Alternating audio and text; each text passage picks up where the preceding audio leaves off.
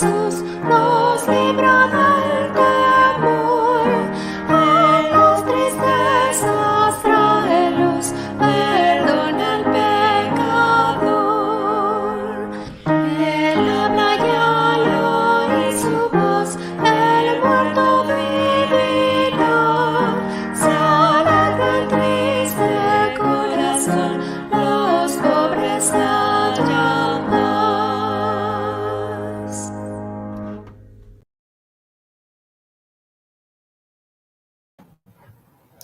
Buenas noches, mis hermanos, un saludo grande y es una enorme bendición poder estar nuevamente esta noche presente acá con ustedes. Les agradecemos un montón a los que se están conectando, a los que se van a sumar y sobre todo a los que nos van a ver en diferido. Les pedimos que por favor sigan nuestras páginas para no perderse las siguientes también transmisiones. En la noche de hoy tenemos al pastor César Yanco, que nos va a hablar un poquito sobre la denominación metodista, su historia y sus distintivos doctrinales. Perdonen los problemas técnicos que estamos teniendo, son asuntos, pero si nuestro Señor permite, esta noche vamos a poder ser muy edificados conociendo un poco más la historia de estos hermanos nuestros que son los metodistas. Así que sin más preámbulos, le doy la presentación al pastor y le dejo vía libre. Muchas gracias, hermano. Un gusto poder saludarte a ti y a cada uno de los hermanos y hermanas que nos ven a través de este medio, de esta página muy importante en este ciclo de conferencias sobre las diferentes denominaciones, la historia, la doctrina, ¿no? Y también a propósito de la Reforma Protestante, ¿no? Que se conmemora este 31 de octubre. Bueno, quiero empezar haciendo una pequeña presentación de lo que es la Iglesia Metodista. Probablemente es un nombre que hemos escuchado, una iglesia que se relaciona con la experiencia católico-romana, dicen otros por ahí, no es tan evangélica, o si es evangélica, ¿qué es lo que predica? ¿De dónde viene la Iglesia Metodista? Esa puede ser una de las preguntas que surgen cuando escuchamos el nombre. Entonces,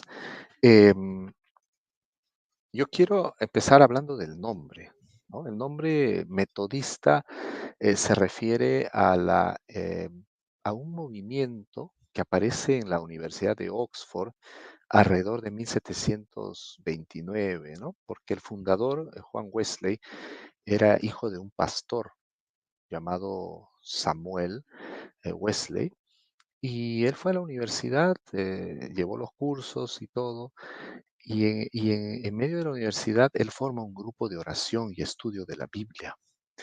Entonces tiene compañeros que más adelante van a ser muy conocidos. Uno de ellos es George Whitefield, con quien hace equipo ahí y otros personajes jóvenes.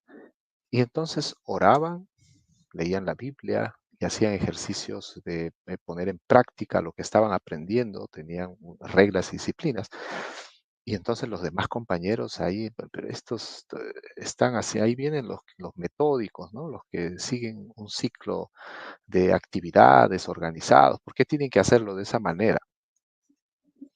Y entonces aparece el apodo, decimos en el Perú la chapa, ¿no? Esos son los metodistas, ¿no? Entonces, pero todos eran anglicanos, ¿ah? No pertenecen a una iglesia o a un movimiento todavía metodista, sino aparece como en son de burla, ¿no? Sarcasmo ahí, los metodistas. Con los años, Juan Wesley, que era ya un pastor ordenado de la iglesia anglicana allá en Inglaterra, eh, por esas experiencias vividas, va a salir de la iglesia, aunque él no quiere. Él va a ser prácticamente retirado. No hay una carta de expulsión ni nada de eso, sino simplemente que él va a tener que retirarse de la iglesia anglicana. Y entonces los grupos que se reúnen alrededor de la predicación y de todo el movimiento que está encabezando van a ser conocidos como sociedades metodistas. Ya no era en son de burla, sino que es en alusión a ese nombre que aparece en la juventud, ¿no? En medio del entusiasmo y el compromiso que se ve en los estudiantes de teología de la Universidad de Oxford. y son los metodistas, son las sociedades así llamadas metodistas. Pero noten que todavía no se está saliendo de la iglesia anglicana. Juan Wesley es un predicador muy entusiasta, muy comprometido, que va a leer mucho a Martín Lutero. Ajá, ahí viene la conexión. Va a leer mucho a Martín Lutero. Martín Lutero precisamente es alguien que lo va a inspirar y al cual Juan Wesley va a hacer referencia posteriormente. Así va surgiendo el nombre y con el tiempo ya la iglesia, las sociedades se convierten en un movimiento religioso, luego ya es conocida como Iglesia Metodista. Wesley muere siendo pastor anglicano. Él nunca renuncia a la iglesia anglicana, pero a su muerte las sociedades metodistas se independizan y luego finalmente es conocida como tal, ¿no? Metodista.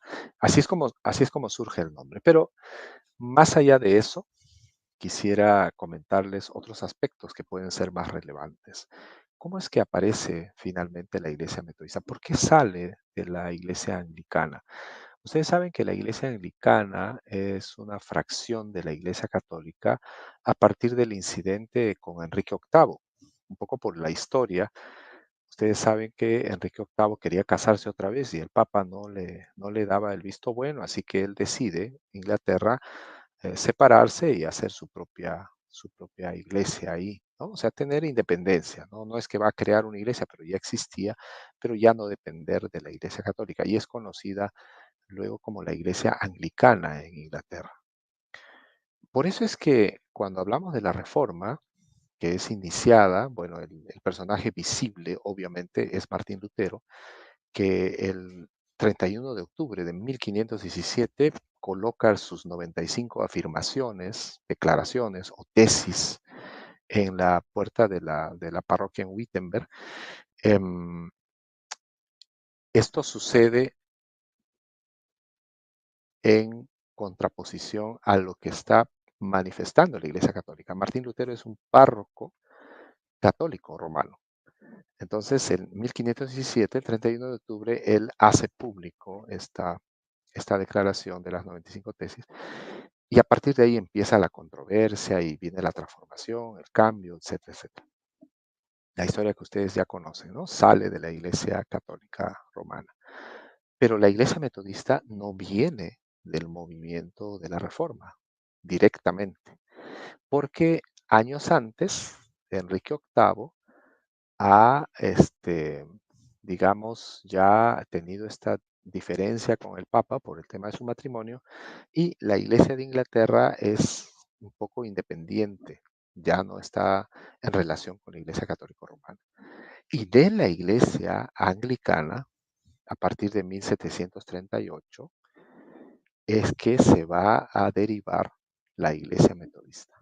Entonces, con esto no estoy diciendo que los metodistas no tenemos nada que ver con la reforma protestante. Yo digo, sí tenemos que ver, pero no somos descendientes directos de la reforma de Martín Lutero y toda la gente que lo acompañó, ¿no?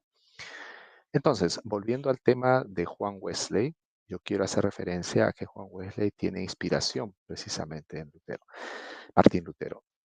Un hecho que los metodistas recordamos como un hecho fundante, sobre todo en América Latina, y a veces le ponemos pasión a eso, ¿no? A ese acontecimiento, lo contamos con mucho entusiasmo, es la experiencia del corazón ardiente, le dicen o le decimos. Pero es la experiencia que cuenta Juan Wesley. Dice que un 24 de mayo era un cuarto para las 9 de la noche el 24 de mayo de 1738. Juan Wesley era párroco, era pastor de una comunidad anglicana. Dice que él terminó sus actividades y un cuarto para las 9 fue por la calle Aldersgate. Era una calle pequeña en el centro de Londres. Y él decide entrar a participar de una celebración, de una reunión de los moravos. Deben haber estado escuchando o conocido a este grupo religioso, los moravos. y es uno de sus líderes importantes, tiene pues el pensamiento, la influencia de Martín Lutero. Entonces, Wesley ya había estado vinculado a los moravos. Había habido un acontecimiento anterior cuando Wesley se fue a evangelizar a Estados Unidos. Recuerden que él estaba en Inglaterra, se fue a hacer misión en Georgia, en Estados Unidos, y en el interín del viaje, cuando él se encontraba en un barco, se desató una gran tormenta y entonces él tuvo mucho temor. Y al tener temor, levanta los ojos y ve a un grupo de cristianos, cristianas que cantaban fuertemente, muy alegres y muy tranquilos dentro de ese viaje. Y él se sorprende, entonces ahí viene la conexión, se acerca y descubre que son los moravos que están orando, que están cantando, con mucha tranquilidad en medio de la tormenta. Esto impacta grandemente a Martín Lutero a tal punto de que él se involucra, empieza a leer, a relacionarse con ellos, y ahí es donde conoce a los líderes que están muy asociados también al estudio de la herencia luterana. Entonces, volviendo al acontecimiento al que les quiero hacer referencia, ese 24 de mayo de 1738, Martín Lutero en esa pequeña calle conocida como Aldersgate, en el centro de Londres, escucha la predicación de un líder laico, o sea, alguien que no es ordenado, no es un pastor reconocido por la iglesia, es un líder de la comunidad. Y curiosamente, él no está haciendo una prédica propia, sino que está leyendo un comentario de Martín Lutero a la carta de los romanos, o la carta a los romanos. Entonces, cuando escucha esta lectura, impacta tremendamente en él. Él estaba sentado al final de la comunidad, de la congregación, y dice que en su diario sentí arder mi corazón y sentí la seguridad, la plena seguridad de que Cristo me había perdonado mis pecados. Estas declaraciones de Juan Wesley esa noche del 24 de mayo evidencian que él había tenido una experiencia muy significativa, muy valiosa, que va a ser recordado no solo por él, sino por los metodistas. Em, y entonces continúa escribiendo en su diario diciendo, y yo caí de rodillas, oré por todas las personas que me habían hecho daño, o sea, con las personas que me estaban atacando, porque ya Wesley con sus afirmaciones, sus predicaciones, se había generado algunos conflictos, ¿no? Gente que no estaba de acuerdo, lo criticaba por su manera de vivir la fe. Y entonces él dice, yo oré y perdoné a esas personas que me estaban haciendo daño.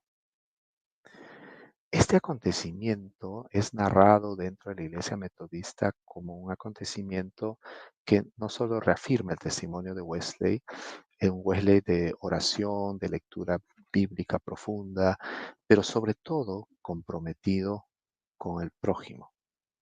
Y yo quiero que subrayemos un poco esta idea.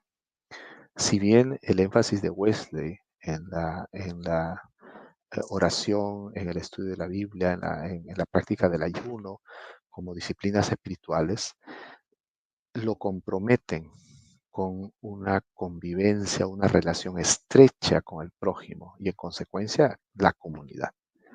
Por eso es que la enseñanza que va a promover Juan Wesley es el servicio, respuesta a las necesidades de quienes sufren, de quienes están solos, de quienes están abandonados, abandonadas.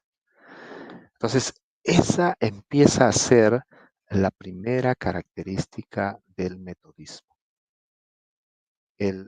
Lo que va a determinar en la Biblia el amor a Dios y el amor al prójimo, Wesley lo va a decir en otras palabras, la santidad personal y la santidad social. Es decir, yo estoy comprometido con vivir la fe relacionado con lo que pasa en la comunidad. Por eso, una característica importante dentro de la experiencia metodista es la obra social, ¿no? Lo que luego se va a llamar las obras de misericordia, pues le llama las obras de piedad, las obras de misericordia. Son términos que va a usar dentro de la enseñanza para los líderes y los pastores. Pero la santidad personal y la santidad social es la que va a marcar un poco o ilustrar lo que va a ser la dinámica de trabajo de Juan Wesley. Y Wesley quería que la iglesia anglicana sea reformada. No usa necesariamente estos términos, ¿no? De repente podemos estar asociando con la iglesia, con la reforma de Lutero, pero sí Wesley quiere promover un cambio en la dinámica de trabajo, en la dinámica de ser iglesia, de hacer un acompañamiento pastoral a la comunidad desde la iglesia anglicana. Pero a través de sus experiencias, Juan Wesley va a generar un movimiento al interior de la iglesia anglicana que va a ser conocido como las sociedades metodistas, o sea, los grupos que se reúnen para orar, para estudiar la Biblia y para servir. Por eso hasta hoy la Iglesia Metodista ha hecho mucho énfasis en la educación de niños, no solamente al interior de una iglesia, como los programas de escuela dominical, sino también en la obra social, por ejemplo, en la creación de escuelas, la creación de colegios, no solo en Latinoamérica, sino principalmente en Inglaterra, en Estados Unidos y finalmente en Latinoamérica. El metodismo ha estado comprometido con la obra educativa. También la obra social referente a la salud, el cuidado de la salud. El mismo Juan Wesley escribió algunos tratados que eran como una guía orientadora para cuidar la salud y el uso de algunas plantas que podrían servir para paliar alguna enfermedad o disminuir las dolencias. Wesley era un gran investigador de todo esto, hizo aportes muy significativos en su tiempo para que la comunidad que él atendía, la comunidad a la cual servía, pues tenga otros elementos, otros recursos, porque Dios demandaba precisamente el cuidado de la vida misma. Miren, la visión integral que promueve Juan Wesley, que alienta. Ahora, Wesley está creando una nueva doctrina, está creando una nueva enseñanza. No, Wesley lo único que hace, Wesley lo que hace es simplemente leer la escritura y aplicar lo que según él y su interpretación le parece válido, ¿no? Y la demanda de comprometerse con el prójimo a partir de su encuentro con Dios, ¿no? Entonces, y yo quiero que eso quede claro, los metodistas no estamos promoviendo una doctrina diferente, no estamos promoviendo, ni el mismo Wesley quiso que se vaya a crear una escuela, no fue un teólogo que es considerado como algunos otros. El mismo Lutero, el mismo Calvino escribieron documentos que orientaron la fe del pueblo, de la comunidad. Wesley fue un teólogo, y así es como se le ha catalogado, más del camino. Su teología es más práctica. Él no estaba preocupado en escribir algunos lineamientos para orientar el pensamiento de la comunidad. Lo que él hizo es contar sus experiencias, compartir sus sermones, sus predicaciones. Finalmente se hizo la colección que hoy tenemos de los 14 tomos en español, pero son más, eh, donde se tienen no solamente las predicaciones que realizó, sino también las cartas, las respuestas a los críticos, a los que estaban siempre dando algunas observaciones al pensamiento wesleyano. Entonces, miren cómo se va formando este movimiento a partir de 1738. 1729 en la universidad se da esta experiencia de un grupo metodista, apodado metodista. Hay un acontecimiento, entre comillas, fundante, que es recordado por la iglesia metodista, como es la fecha como del aniversario, por el testimonio que hace Wesley. Pero también hay otro acontecimiento en abril de 1739, y lo cuento para que nosotros tengamos una idea de que Wesley está en un proceso de aprendizaje, de reflexión. O sea, no es que él ya ha terminado, ya acabó, ya hizo. No, sino que cada momento hay un proceso de reflexión, de aprendizaje. Ese Wesley que parece tener las cosas claras, un gran estudioso, pero es precisamente alguien que está dispuesto a aprender cada día. Miren, en abril de 1739, su amigo George Whitefield, todavía su amigo, porque después se van a distanciar por unas cuestiones teológicas, em, le invita, le dice, mira Juan, me voy a ir de viaje, así que quiero que vayas a predicar a una ladrillera, ¿no? Y en esa ladrillera, esa ladrillera es un lugar estratégico porque por ahí salen los mineros que terminan la jornada del día y es necesario hacer predicación para ellos. Y yo me he comprometido a estar, pero no puedo, así que necesito que vaya un predicador. Y Wesley entra en shock porque Wesley estaba acostumbrado a predicar dentro del templo. La gente que quería escuchar la palabra de Dios tenía que ir al templo donde estaba el pastor. Entonces George Whitefield lo pone entre la espada y la pared.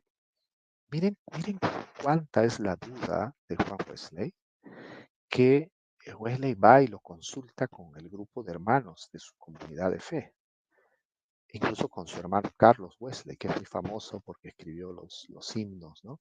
que cantamos no solo los metodistas, sino en diferentes iglesias. Y su hermano dice, no, no vayas, no, no, no, ¿cómo vas a ir a predicar a la calle? Tú tienes que predicar aquí en el templo. La comunidad está dividida, unos le dicen que vaya, otros dicen que no debe ir, y ¿saben? Terminan sorteando, echando suertes, como dicen, ¿no? Para saber si era la voluntad de Dios o no, que vaya o no Wesley. Finalmente, Juan Wesley va a predicar ese abril de 1739. Cuando termina el día, Wesley cuenta en su diario que alrededor de 3,000 personas lo escucharon. Y Wesley está sorprendido de cómo la gente empezó a llorar, la gente empezó a orar pidiendo perdón. Muchos fueron impactados por el mensaje que ni Wesley lo creía. A partir de ahí, Wesley se convence de que la predicación no solo se da en el templo, sino afuera, en las calles, ahí donde la comunidad lo necesita. Y miren cómo él va aprendiendo en el camino, se va desafiando. Y él lo escribe muy entusiasta, hay toda una documentación, ustedes pueden buscar en las obras de Wesley, está narrado, es fácil encontrar ahora con Google, está narrado cómo es que él cuenta, ¿no? Entonces, cómo es lo que sucede, perdón, este acontecimiento. Y ahí sale, precisamente como lo dice el hermano Jorge Valle, el mundo es mi parroquia. Miren, el metodismo, como dijo Gonzalo Báez Camargo, es un camino que podemos transitar para llegar al Dios de la vida. Como metodistas, nosotros em, creemos que hay diversas experiencias, valoramos las experiencias de otras iglesias, de otras denominaciones, y estamos desafiados a no sentirnos mejores que los demás. Y perdón que lo diga así, estamos desafiados, porque creo que cada denominación siempre tiene la tentación de sentir que tiene la verdad o que es el camino correcto. Creo que desde la experiencia wesleyana, cristiana, nosotros animamos la fe. ¿Pero la fe en quién? ¿En Wesley? No, en Jesucristo. Nuestra fe es en Jesucristo y la propuesta del reino de Dios anunciada en los evangelios. Wesley fue un instrumento de Dios. Y de la misma manera Dios puede usarnos a cada uno de nosotros como instrumentos suyos para proclamar su reino. El énfasis teológico de Juan Wesley pasa precisamente por la santidad personal, la santidad social. Y miren, y otro elemento que es tal vez la característica clave del metodismo, que es obviamente la gracia. Ahí es donde coincide con Lutero, porque el metodismo también, Wesley lee mucho a Lutero, comparte muchos puntos ahí, pero es el tema de la perfección cristiana o la santidad, ¿no? Y eso Y eso es algo que podemos entenderlo de esta manera. No es que lo hayamos alcanzado ya, sino que proseguimos a la meta. Estoy parafraseando a Pablo, pero es un poco para ilustrar la idea de la perfección cristiana. La salvación, desde la perspectiva nuestra, sí se puede perder. Y sí, claro, probablemente eso suene un poco extraño, ¿no? Un poco extraño, la salvación sí se puede perder. Pero miren que el desafío es que nosotros cada día avancemos, ¿no? Sigamos adelante y que finalmente podamos llegar hacia la meta. Entonces, esa es una característica que Wesley enfatiza desde el pensamiento metodista, de que la perfección cristiana hace que el ser humano vaya avanzando, como subiendo un escalón. Y ese argumento es el que va a propiciar una serie de críticas. ¿Cómo es posible que la salvación se pierda? Dios ya nos ha perdonado y no hay nada más que hacer.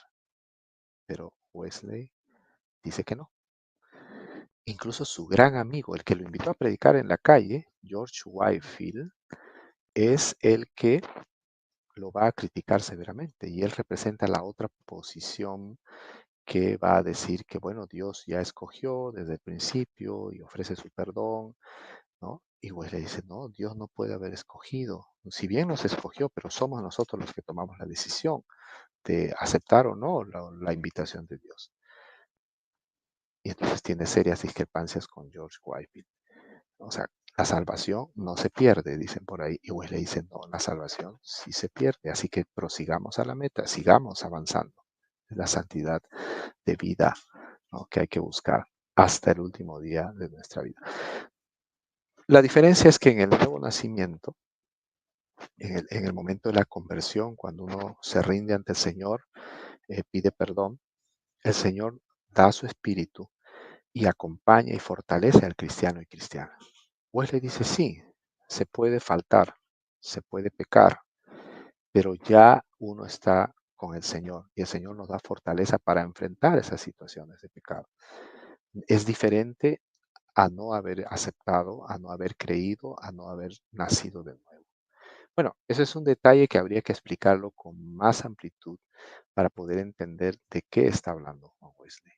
Otro caso que yo quisiera mencionar antes de hacer una pausa, porque creo que vamos a dialogar un poco, es que una característica del metodismo tiene que ver con la predicación de las mujeres.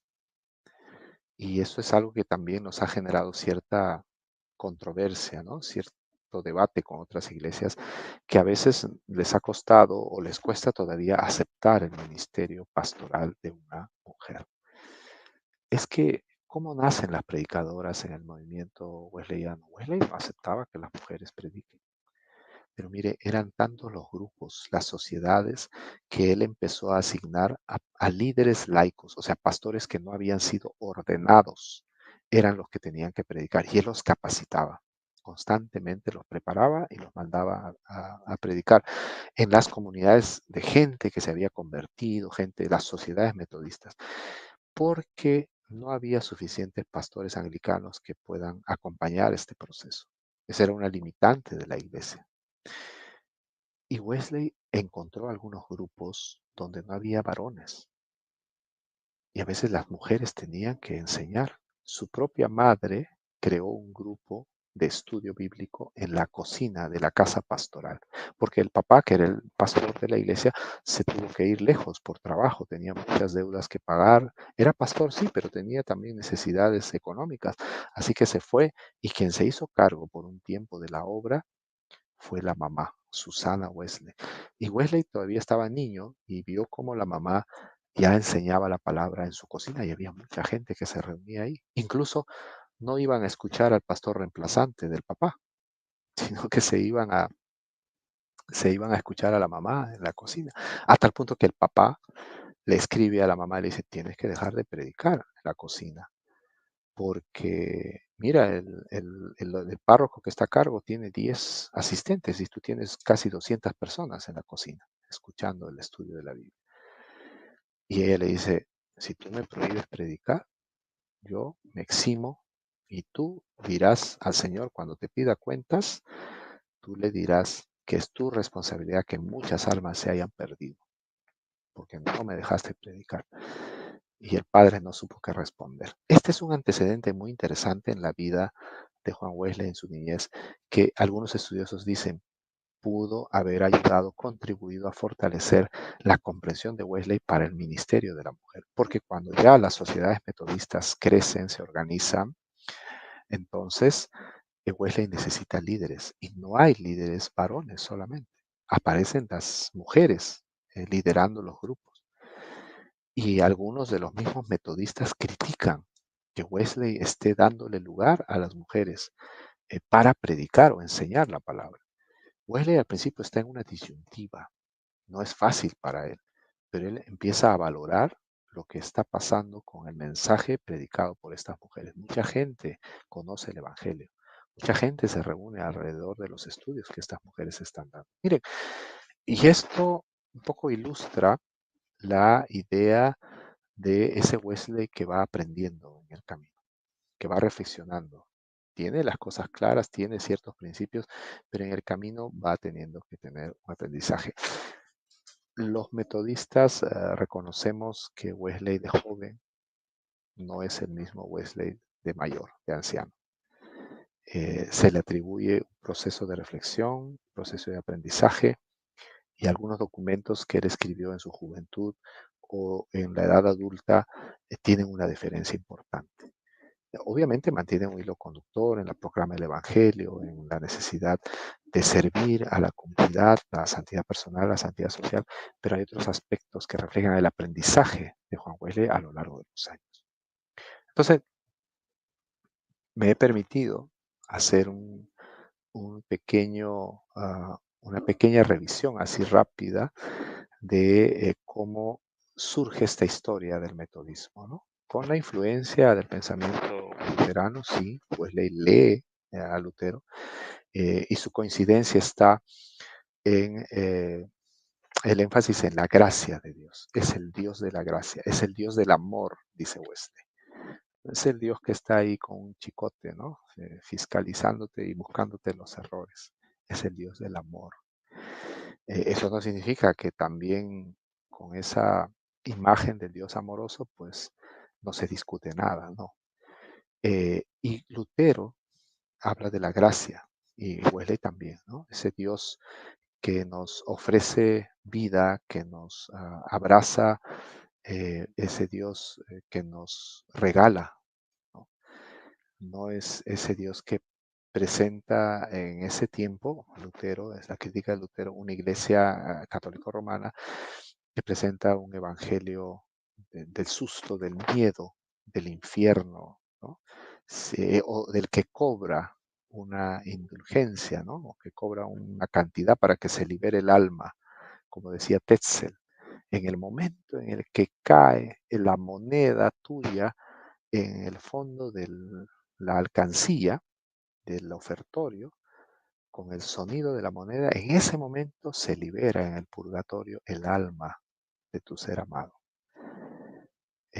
No es ese Dios, ¿no? Entonces Lutero va a contrastar, entre otras cosas, por la gracia, ¿no? Es el Dios de la gracia.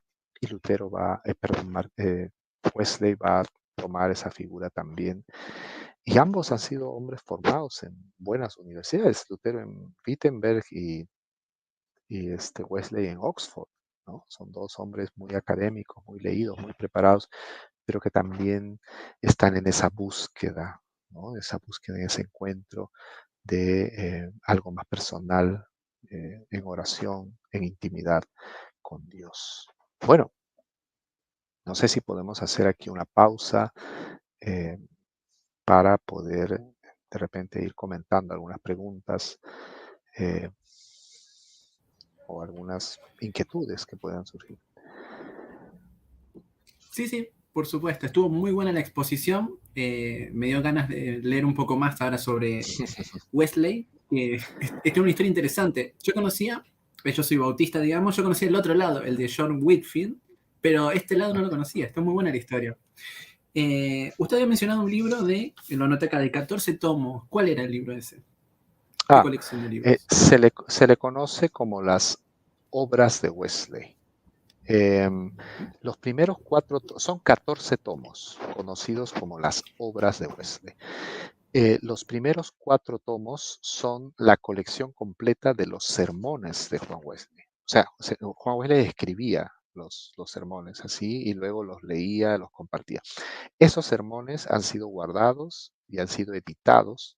Incluso Wesley pedía que los líderes laicos lean esos sermones hasta donde los había escrito. Pero hoy tenemos 4 tomos en español y los otros tomos restantes son cartas, son otros documentos apologéticos, o sea, defensa un poco de lo que Wesley piensa. Es toda una colección, ¿no? Pero así completan los 14 tomos. Ahora se puede conseguir en internet. Usted puede buscar los tomos de Wesley en español y le van a dar, va a encontrar opciones para bajarlo, ¿no? Y son muy buenos. Yo les recomiendo estos tomos. También estaban unas cartas, ¿no? Creo que había mencionado en esos Sí, tomos.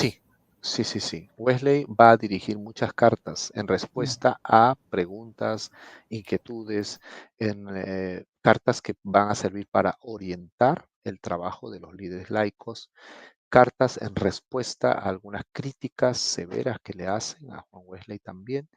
Entonces, eso es definitivamente el contenido, ¿no? Es una recopilación de estos documentos. Hay partes de fragmentos valiosos de su diario también. No está su diario completo ahí, porque hay más versión en español, en inglés. Sin embargo, vamos a encontrar en esos 14 tomos también el diario de Juan Wesley. Wow, la verdad es un material valiosísimo. Todo bien detallado, todo bien organizado. Eso está muy bueno. Pregunta. Usted había mencionado lo de la predicación de las mujeres y surge la duda. Y en el caso del pastorado femenino, ¿qué posición adoptan? Bueno, es que el pastorado empieza por la predicación. Eh, Juan Wesley reconoce en el camino el valor de la predicación de las mujeres, porque al darle la posibilidad de predicar, em, ellas van asumiendo el liderazgo dentro de un grupo. O sea, la que predica, la que habla, la que tiene la palabra, es también la que acompaña, la que organiza, la que está ahí. Entonces, a Wesley le cuesta, porque hay documentos en su diario y hay cartas de Wesley donde les dirige a ellas. Por ejemplo, a una de ellas le aconseja, ¿no? Hay que moderarse un poquito. Trata como de, sí, enseñar, pero no te metas a otra responsabilidad, porque él sabía que había una crítica severa de los mismos metodistas que no aceptaban que una mujer lidere. Incluso cuando Wesley muere, los metodistas pasan 100 años, mira hermano, 100 años para que los primeros metodistas en una asamblea reconozcan el ministerio de la mujer como predicadora, pastora. Porque después de la muerte de Wesley, el sector más conservador recrudeció y tomó el control y no le dio espacio a las mujeres. O sea, restringieron bastante la participación de la mujer, pero tuvieron que pasar alrededor de 100 años para que recién los metodistas, herederos del pensamiento wesleyano, le den el espacio a las mujeres y las reconozcan como predicadoras, en consecuencia, pastoras. Muy interesante. Acá hay una pregunta en el chat que la voy a leer y dice básicamente, está un poco relacionado con el aspecto de soterología también, ¿no? ¿En qué momento Ujú. de la vida de Wesley él se inclina al pensamiento arminiano y cómo fue ese proceso? Bueno, ahí habría que detenernos un poco, ¿no? Tal vez ahí el tiempo no nos va a dar, pero sí, es cierto que hay em, sí, hay un poco el reclamo de algunos para decir que Wesley era arminiano, ¿no? Eh, entonces Wesley incluso escribe sobre este tema, porque a él le dicen que él es un arminiano. Entonces él empieza a preguntar, ¿pero qué es un arminiano? ¿No? Y entonces él está eh, tratando de responder aquí y no aceptar al 100% que él ha recibido esta influencia, ¿no? Porque el arminianismo va en contra o difiere del calvinismo. Y precisamente ahí viene la discusión, ¿no? Porque Wesley va a tener una seria diferencia con Calvino. Ahora, ¿en qué momento? Solo para irnos directamente a esto, ya desde la juventud de Wesley hay este énfasis, pero va a darse esta cercanía con el contacto con los moravos, ¿no? Ahí es donde él va a entrar con mucho más fuerza a tener contacto con este pensamiento que va a reafirmar, va a tomar y luego se va a generar todo un debate, ¿no? Pero es precisamente a partir de esta experiencia que cuando él va a Georgia, en Estados Unidos, y conoce a los moravos y va a tener un acercamiento muy, muy significativo. Esta pregunta es más bien, esta es personal, esta es mía. A nivel, digamos, escatología, ¿qué posturas adoptan tradicionalmente? ¿O hay una postura que adopta toda la actual iglesia metodista? Eh, Específicamente hablando de la segunda venida de Cristo.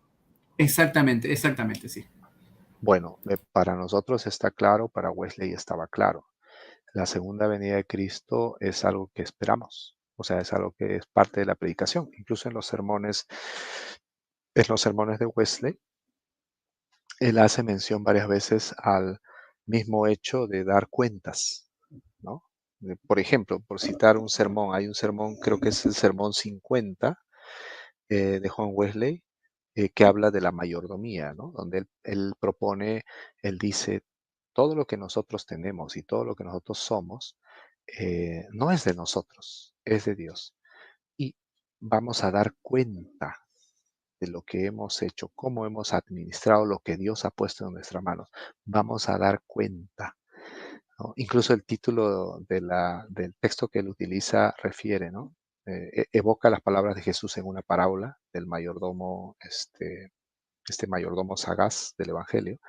Dice, da cuenta de tu mayordomía. Entonces, Wesley toma esta idea. Bueno, eso estoy citando solo un sermón, pero podríamos ver otros sermones donde sí hay una referencia a una espera o a la necesidad eh, de rendir cuentas sobre lo que nosotros estamos haciendo aquí y ahora. Otra pregunta más que hace nuestro hermano Correa Solís. Dice, ¿cuál es la perspectiva de los metodistas en cuanto a la Santa Cena, solo simbolismo o presencia física de Cristo en los elementos, y el bautismo? Es decir, si son paidobautistas o criadobautistas. ¿El bautismo salva? Pregunta el hermano. Varias preguntas hizo. ¿Y cómo se aplica? ¿Por aspersión o inmersión? A ver, empezamos por lo último. La Iglesia Metodista reconoce tres formas de bautizo. El de aspersión, inmersión y efusión. Entonces son las tres formas. Un poquito de agua, mucha agua o metido en el agua.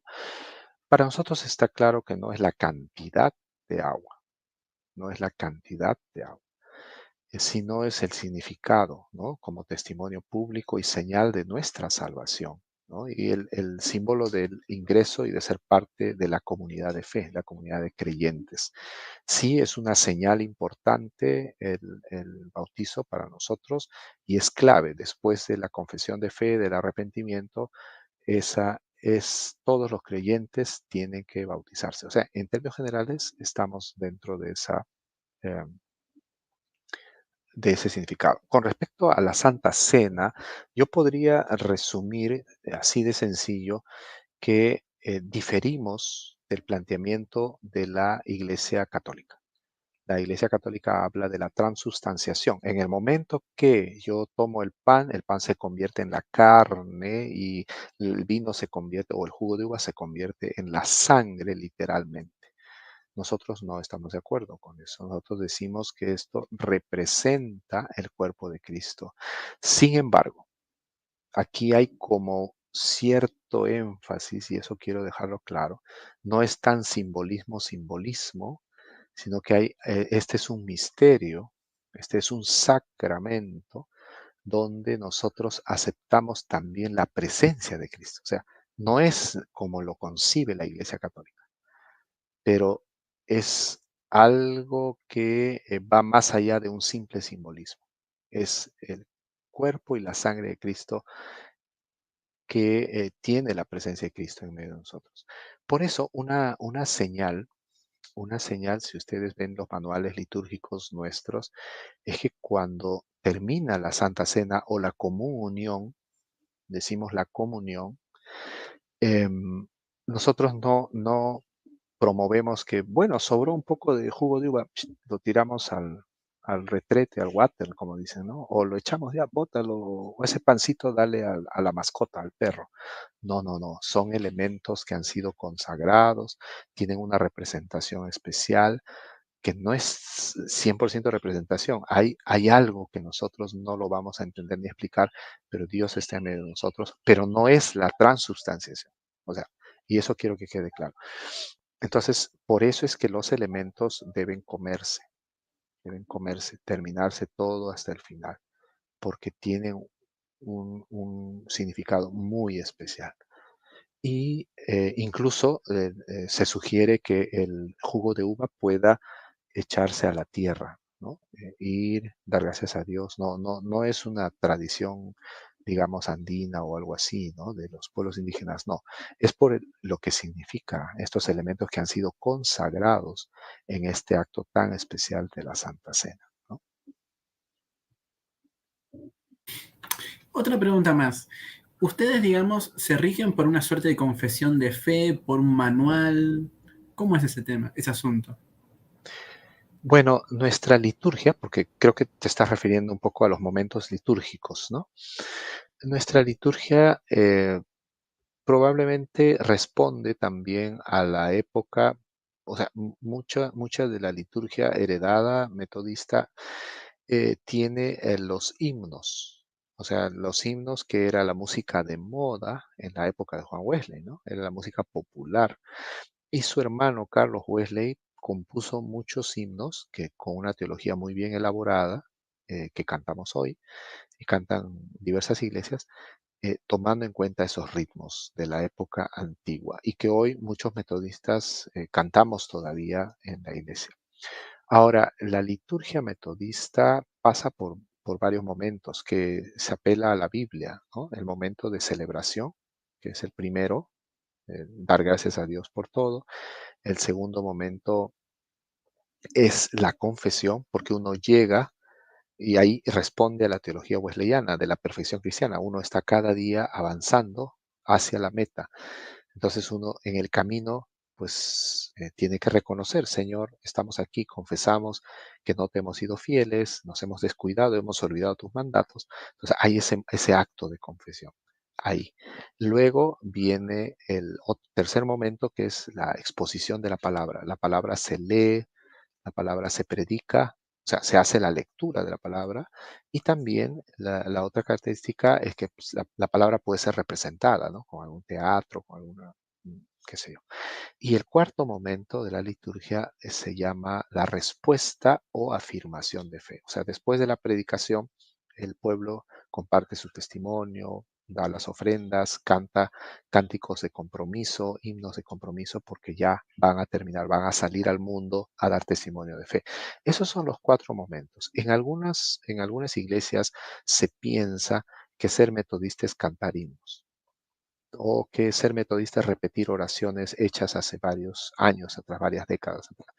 Pero la mirada wesleyana, si uno lo analiza con atención, pasa por un Wesley que es capaz de sentir con la comunidad, o sea, ver qué es lo que está pasando a su alrededor e incorporar elementos nuevos, ¿no? Porque si bien él toma de la liturgia anglicana, pero, por ejemplo, el hecho de decir el mundo es mi parroquia responde a una experiencia práctica de responder a la comunidad en la calle. El hecho de dar lugar a las mujeres aparece de una experiencia por la necesidad.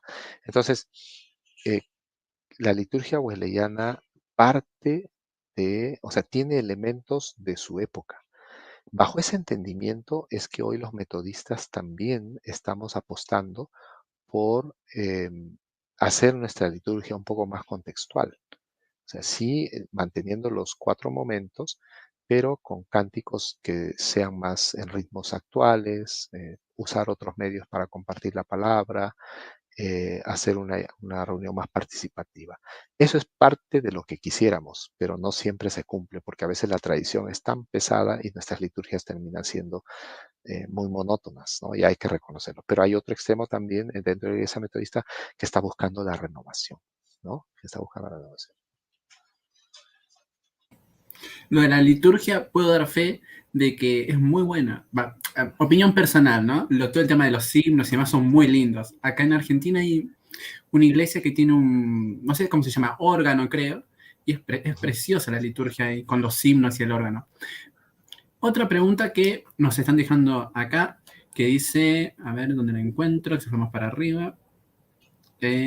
Acá hay una. Dice, ¿cuál es su postura respecto al arrebatamiento de la iglesia? Quizás se refiere si hay un rapto secreto, quizás algo de eso se refiera más puntualmente. Sí, bueno, el rapto como tal no es una enseñanza que consideramos clave. eh, es decir, no es un tema que nosotros hayamos asumido como parte de una doctrina. Doctrina es lo que ya está establecido y que, digamos, se respeta, ¿no? Como un dogma, no. El tema del rapto creemos que es una interpretación que se ha dado y la respetamos, o sea, la respetamos, nosotros no estamos condenando eso ni nada, simplemente que no es parte de nuestra práctica y comprensión. Creemos que es una interpretación que tal vez se ha hecho sin considerar el contexto de la Biblia, o sea, el contexto del texto.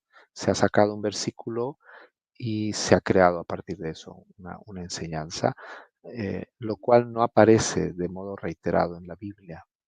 Entonces, creo que sí, como lo hemos manifestado, creemos en la venida de Cristo y decimos, Cristo ha muerto, Cristo ha resucitado y Cristo viene otra vez. Eso está claro, pero el cómo, si va a haber ese rapto, bueno, ahí no lo promovemos, ¿no? Dentro de la iglesia metodista. Otra pregunta más, a ver si encuentro dónde está. Bueno, acá un hermano pregunta, ¿cómo es su teología pactual?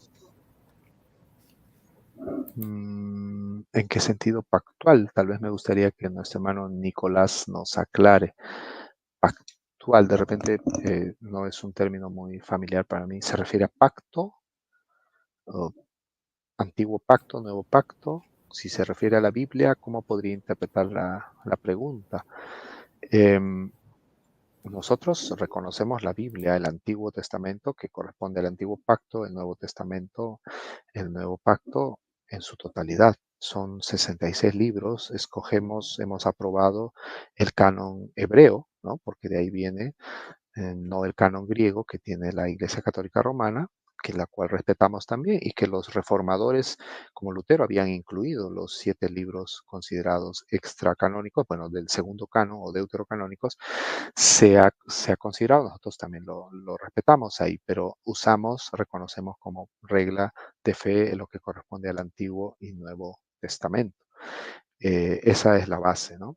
¿Qué significa para nosotros el Antiguo Pacto? Es valorado. Nosotros lo reconocemos, hacemos una relectura del Antiguo Testamento y del Nuevo Testamento. No dejamos de lado las enseñanzas del Antiguo Testamento. Si se refiere a eso, ¿no? La teología pactual, creo que está hablando del pacto, ¿no? Una pregunta, acá está. Acá nuestro hermano Correa Solís pregunta, ¿cómo se maneja el gobierno de la iglesia? ¿Episcopal, presbiteriana o congregacional? Eh, Episcopal, pero en algunos sectores como Inglaterra es episcopal, pero no tiene obispo, o sea, tiene presidente. Sí, nosotros tenemos, ya sea en Inglaterra, es curioso porque en Inglaterra dicen Wesley nunca tuvo obispo. Wesley no estaba de acuerdo con el obispo, así que nosotros no elegimos obispo. La iglesia estadounidense elige obispo, episcopos. Entonces, los latinoamericanos somos herederos de la iglesia metodista norteamericana y obviamente inglesa, pero en algunos aspectos nos marca la iglesia norteamericana. Por eso aquí en Latinoamérica tenemos obispos, ¿no? Sí, entonces es un obispo y nos dividimos por regiones que le llamamos distritos. Y cada distrito tiene un superintendente que es como un obispo, pero los superintendentes son elegidos por el obispo y forman un gabinete con el obispo, un equipo de trabajo. Y los superintendentes nombran con el obispo a los pastores en las regiones, que se llaman distritos. Y los distritos tienen circuitos. Los circuitos son un conjunto de 2, 3, 4 iglesias que pueden ser supervisados por un pastor. Es curioso, Juan Wesley creó los circuitos porque él recorría las iglesias visitando a caballo. Él predicaba en un culto un domingo, un sábado, predicaba a las 8 de la mañana, predicaba a las 10 de la mañana, predicaba a las 2 de la tarde, predicaba a las 5 de la tarde. Entonces, él, a partir de su experiencia, crea los circuitos. Un pastor no está solo en una congregación, sino en un circuito. Estos circuitos responden a un distrito, que es una región donde hay varias iglesias supervisadas por un superintendente y el obispo supervisa a los superintendentes. Ahora, ¿ellos son los hombres que deciden todo o las mujeres? No. Ellos tienen juntas o comisiones. Y la iglesia metodista promueve mucho la democracia. O sea, las decisiones se toman, si bien por el obispo y los superintendentes, pero tiene que haber una representación de pastores y de líderes laicos. Y es así como se va gobernando la iglesia. Y todas estas comisiones y el obispo y los superintendentes rinden cuentas a las asambleas o conferencias también, ¿no? Se le llama conferencia o asamblea. Las asambleas son distritales por región, que las preside el obispo, y las asambleas nacionales, que es una sola, presidida también por el obispo, que se da de todos los representantes a nivel del país. Ahora, es curioso que en la iglesia local el pastor no tiene todo el poder. El pastor y la mesa directiva, o sea, el presidente y el pastor tienen que trabajar juntos. El pastor es parte de la mesa directiva y ellos gobiernan la iglesia rindiéndole cuentas a la asamblea local. Entonces, esa es una de las características de la iglesia metodista, de que se promueve mucho la participación, la democracia. Claro, hay sectores que son más autoritarios, donde a veces el pastor tiene mucho poder, el superintendente también y el obispo. Eh, y los pastores son nombrados no por la congregación, o sea, por eso no somos congregacionalistas, sino es la junta, un comité que designa a los pastores a las iglesias. Y las iglesias ya lo saben. Dice, ya va a venir un pastor, si es nombrado por el comité. No me gusta ese pastor, pero lo aceptan porque así es como se ha enseñado a la congregación, esta dinámica, ¿no?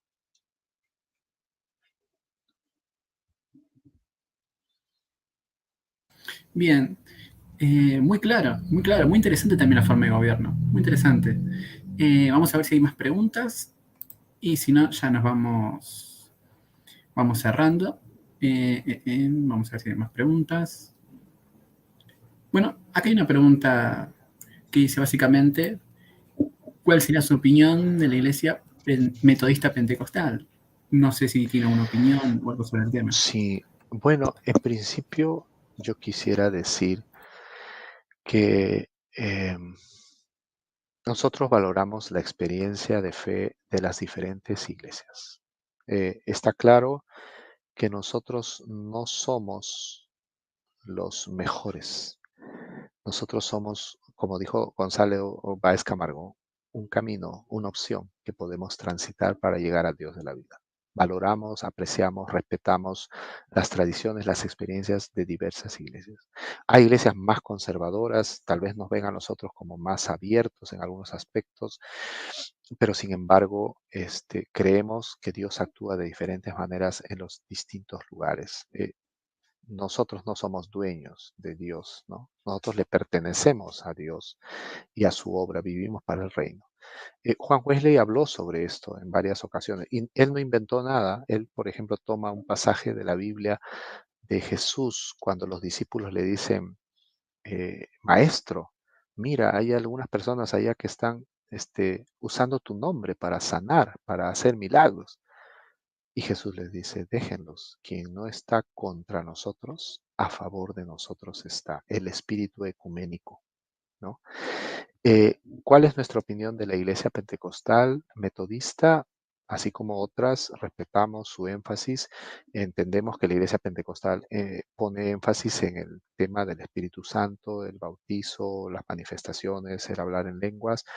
Y yo he escuchado, aunque no he estudiado los énfasis de la Iglesia Metodista Pentecostal, pero sospecho que toma en cuenta un poco lo que Wesley vio, porque cuando Wesley predica, hay mucha gente que llora, que tiene ciertas manifestaciones que él tampoco va a entender.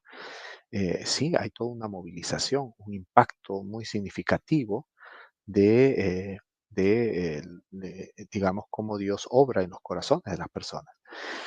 Entonces, tal vez mi sospecha es que la Iglesia Pentecostal ha tomado esas experiencias y dice, bueno, Wesley sí era un hombre de oración, de ayuno, y estaba buscando esta manifestación del Espíritu. Wesley sí habla del Espíritu Santo, reconoce la presencia del Espíritu Santo y sus diversas manifestaciones.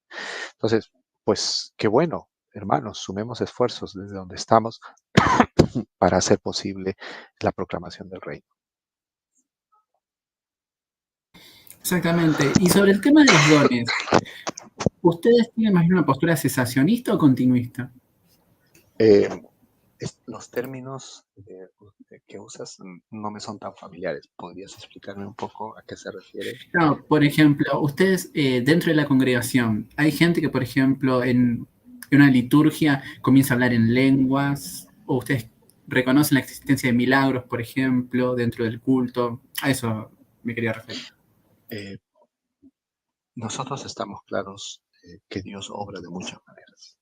Nosotros no somos nadie para oponernos a algunas manifestaciones. En algunas iglesias metodistas nuestras ha habido manifestaciones. Nosotros no hemos dicho, no, no, eso no es de Dios, no es malo. Hemos dejado ahí.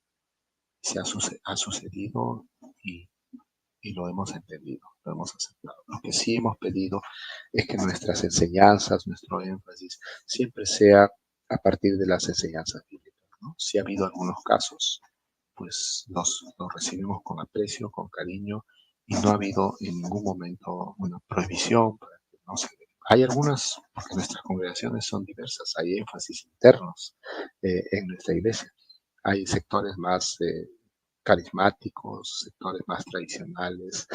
Entonces, es una iglesia donde hay la posibilidad de encontrarnos con diferentes experiencias, ¿no? Incluso acá en el Perú, por ejemplo, tenemos regiones o distritos que corresponden a la zona selva, corresponden a la zona sierra, al sur andino, que corresponden a la costa. Hay iglesias que son más entusiastas para cantar, algunas dan gloria a Dios, otras iglesias son más reverentes, más formales. Y hemos aprendido a convivir así bajo la misma autoridad, ¿no? Entonces, hay eso, no hay una prohibición, no, pero también es cierto que con la formación y preparación de los pastores no hemos promovido, digamos, ¿no? Y hemos tratado de que se vaya con cuidado en estos temas. Acá hay una pregunta también un poco relacionada con el asunto, que es, ¿qué es el bautismo en el Espíritu Santo para el metodista? Bueno, nosotros no necesariamente hablamos del bautismo del Espíritu Santo, pero sí hablamos de la presencia del Espíritu Santo. Tal vez no está con ese nombre del bautizo, pero el Espíritu de Dios actúa en la vida de las personas, transforma de un modo que nosotros no podemos entender ni explicar. ¿Quiénes somos para hacerlo? Pero miramos con atención lo que dice la Biblia. Los frutos del Espíritu son amor, paz, gozo, benignidad, etcétera, etcétera. O sea, el mismo Juan Wesley, a través de los sermones y las predicaciones que hacía, se refería a la presencia del Espíritu Santo. Lo que sucede el 24 de mayo de 1738, cuando él dice, mi corazón ardió, sentí un calor extraño en el corazón y la seguridad de mi salvación, los metodistas declaramos, esa era también una manifestación del Espíritu de Dios actuando en Wesley.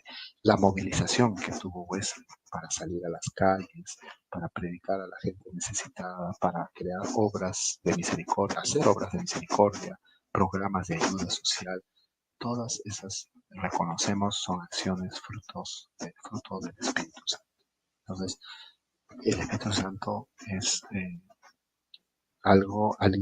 alguien que está presente en nuestras vidas, lo declaramos así, lo aceptamos. Una última pregunta ya para ir cerrando un poco, ¿no? No conozco la pregunta esta, de qué tema se relaciona, así que si usted puede dar un pantallazo, aunque sea por arriba, un sobrevuelo, dice, ¿nos puede explicar el cuadrilátero de Wesley? El cuadrilátero de Wesley es lo que se me ha ido el nombre de este escritor, autor muy famoso, metodista. Él hace la interpretación, pero Wesley lo que hace, Wesley viene de la iglesia anglicana. Entonces se habla de que para la teología, para el pensamiento de Juan Wesley, se tiene en cuenta la Biblia, la experiencia, la razón y la fe.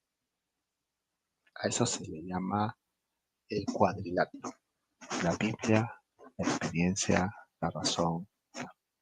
Entonces, ¿qué significa esto? ¿A qué se refiere? A que yo puedo leer la Biblia, pero necesito analizarla, pensarla, o sea, estudiarla en relación a otras disciplinas, o sea, racionalmente. La razón entra en diálogo con la Biblia. Pero esto no tiene sentido si no parto de mi práctica, de mi experiencia concreta. Estoy viviendo en el Perú, tú estás en Argentina, no sé en qué ciudad, yo estoy en Lima. Entonces, la experiencia concreta de vida es la que debe asociarse a la reflexión, lectura de la Biblia. Mi razón, mi pensamiento, la capacidad de leer otros libros, otra información, pero en relación a la Biblia. La fe que yo tengo, ese corazón dispuesto, ¿no? La espiritualidad mía asociada. Entonces, el conjunto de estos puntos, experiencia, fe, razón y Biblia, es lo que es conocido como el cuadrilátero de Wesley para la elaboración y práctica, ¿no? Para elaboración teológica y práctica.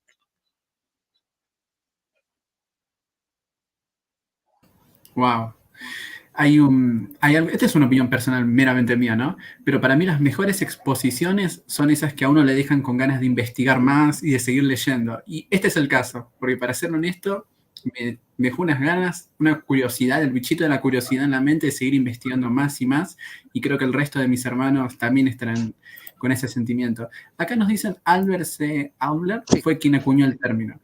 Excelente, hermano Nicolás. Muchas gracias por recordarme. Está atento, hermano Nicolás, está atento. Se me ha ido. Qué bueno, uno tiene que recordar estas cosas. Gracias, Nicolás. Así que, bueno, ¿algún mensaje ya para ir cerrando que le gustaría dejar para la comunidad metodista, para el resto de los hermanos de las demás denominaciones? ¿Qué mensaje le gustaría dejar, transmitir?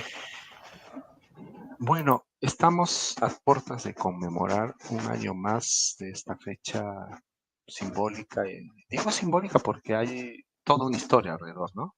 Que es el 31 de octubre. Y creo que ese es también como el motivo que nos ha congregado, ¿no, hermano? Creo que a partir de ahí es que está la conferencia, pero más allá de eso, el 31 de octubre es una fecha especial que evidencia cómo una persona movida por el Espíritu de Dios, y así lo creemos, tiene la capacidad de reflexionar sobre lo que está pasando y actuar para buscar una reforma, para buscar cambios, porque la monotonía, el marasmo le había envuelto toda su dinámica de su iglesia, de él mismo. Entonces, creo que pensar en Martín Lutero y en todo este significado de la Reforma nos lleva también a mirarnos a nosotros mismos. Como dije al principio, si bien los metodistas no somos herederos directos de la Reforma, pero somos herederos. O sea, somos herederos también. Y muchas de las iglesias que hoy dicen, yo soy evangélico, no soy protestante, no vengo de la Reforma, somos herederos de la Reforma, porque acuñamos sus énfasis claves, ¿no?